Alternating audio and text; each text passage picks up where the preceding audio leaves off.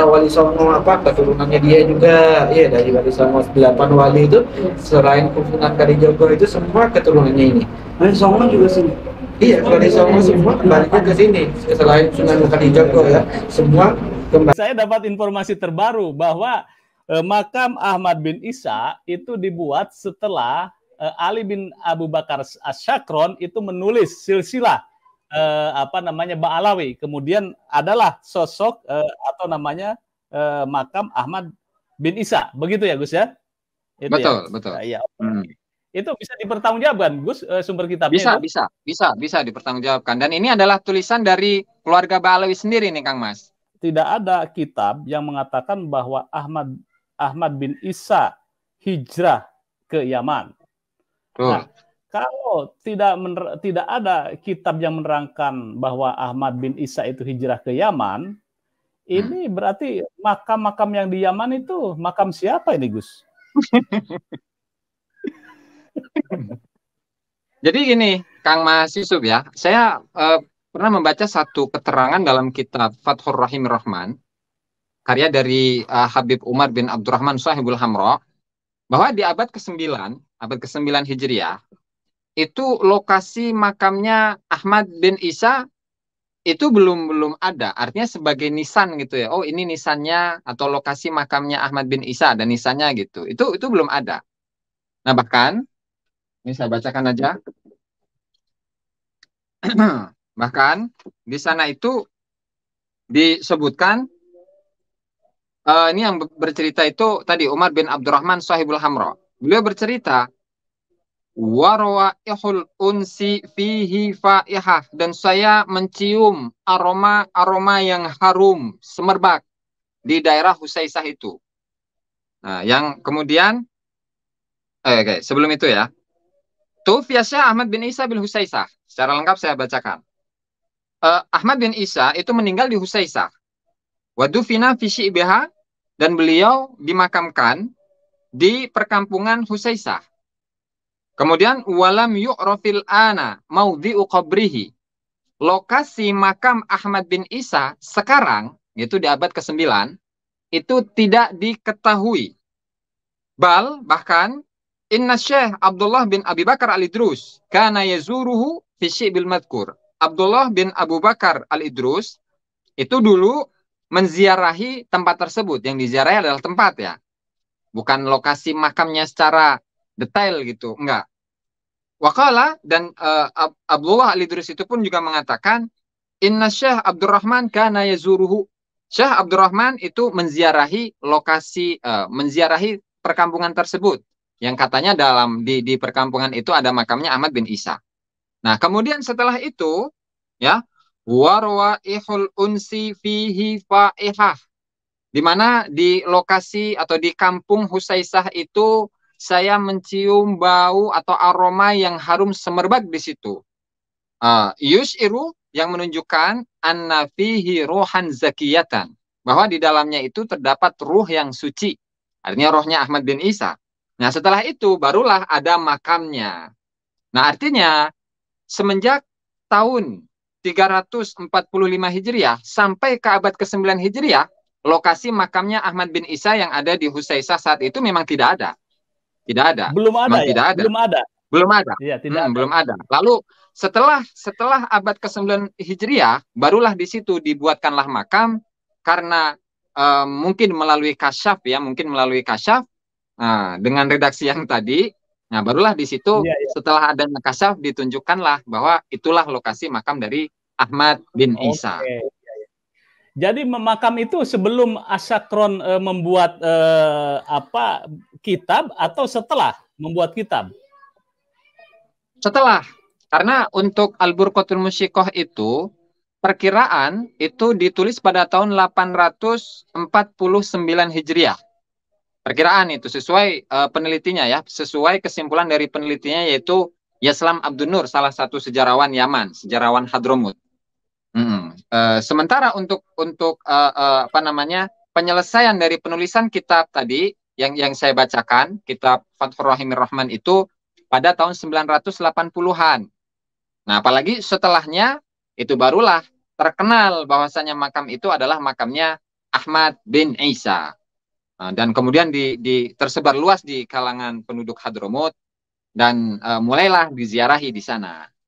Kurang lebih Oke, begitu, Kang Mas Yusuf. ini menarik ini. Saya dapat informasi terbaru bahwa makam Ahmad bin Isa itu dibuat setelah Ali bin Abu Bakar As-Syakron itu menulis silsilah Ba'alawi. Kemudian adalah sosok atau namanya makam Ahmad bin Isa. Begitu ya, Gus ya? Itu betul, ya? betul. Ya. Itu bisa dipertanggungjawabkan, Gus, sumber kitabnya? Bisa dipertanggungjawabkan. Dan ini adalah tulisan dari keluarga Ba'alawi sendiri nih, Kang Mas. Oke, ini keluarga Ba'alawi. Betul. Wah, ini berarti ini kewaliannya tidak dipertanyakan, Gus. Jadi mencium aroma jasad Ahmad bin Isa itu kemudian dibikin makam di situ ya. Ya. Gus, informasi selanjutnya gitu, apakah ada kitab yang menerangkan bahwa Ahmad bin Isa itu meninggalnya di mana nih? Ya, kalau dari kitab-kitabnya Ba'alawi meninggalnya di Husaisah itu. Tapi kalau Anda dari kitab yang lain ada nggak keterangan bahwa meninggalnya tidak di Yaman?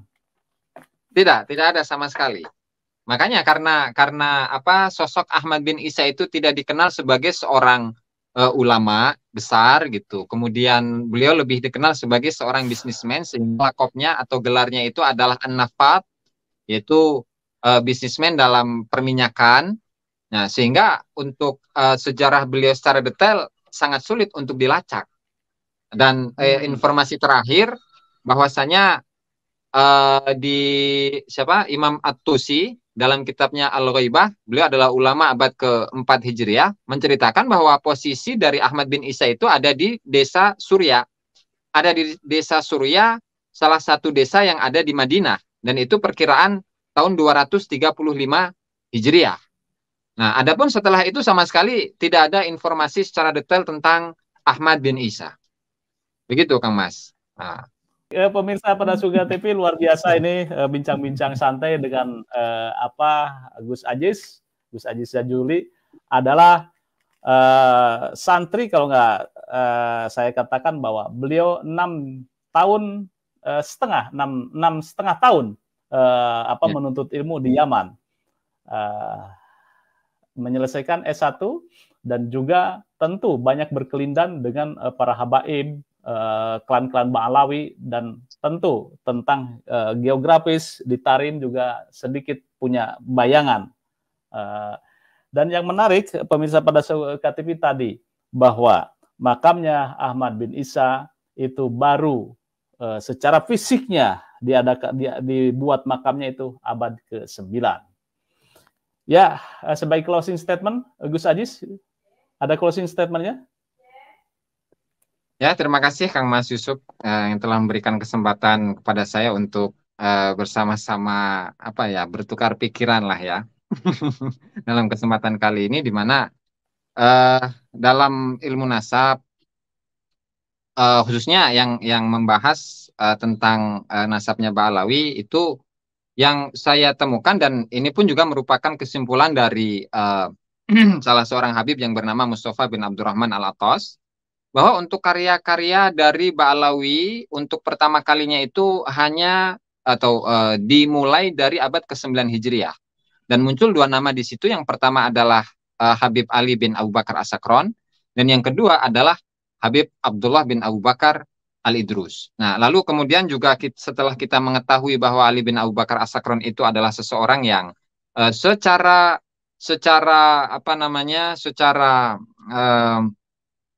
khusus atau spesialis dalam bidang penulisan sejarah, maka beliaulah yang pertama kali menyusun nasab dari Ba'alawi yang berbentuk syajarah atau pohon nasab. Dan tentu hal itu pun ada penjelasannya dalam kitab Al-Burqatul Musyikoh, dan di dalam Al-Burqatul Musyikoh juga menjelaskan secara detail mengenai siapa saja leluhur dari Ali bin Abu Bakar As-Sakron. Nah, hanya saja karena sumber-sumber data yang digunakan oleh Habib Ali bin Abi Bakar As-Sakron itu tidak lengkap, dan juga ada keterputusan riwayat dari masanya Ali bin Abu Bakar As-Sakron kepada Ahmad bin Isa yang diklaim sebagai leluhur dari Ali bin Abu Bakar As-Sakron, maka itu menunjukkan akan isi dari kitabnya Ali bin Abu Bakar As-Sakron itu tidak sebagai satu data yang tidak valid. Nah, sehingga munculnya klaim bahwa nasab mereka bersambung kepada Rasulullah Shallallahu Alaihi Wasallam itu ada pada abad ke-9 Hijriah, dan untuk sebelumnya sama sekali tidak ditemukan data atau secara formal akan ketersambungan nasab mereka kepada Rasulullah Shallallahu Alaihi Wasallam. Nah, barangkali itu saja yang dapat saya sampaikan dalam kesempatan kali ini. Mudah-mudahan memberikan pencerahan kepada para sahabat-sahabat sekalian, dan tentu hal ini memberikan dorongan atau motivasi bagi kita untuk selalu mencari kebenaran data. Apakah data tersebut bisa dipertanggungjawabkan atau tidak? Tentu hal ini kita membutuhkan referensi yang banyak untuk kemudian kita telaah dan tidak menerima satu informasi dengan begitu saja tanpa adanya penelusuran akan kebenarannya.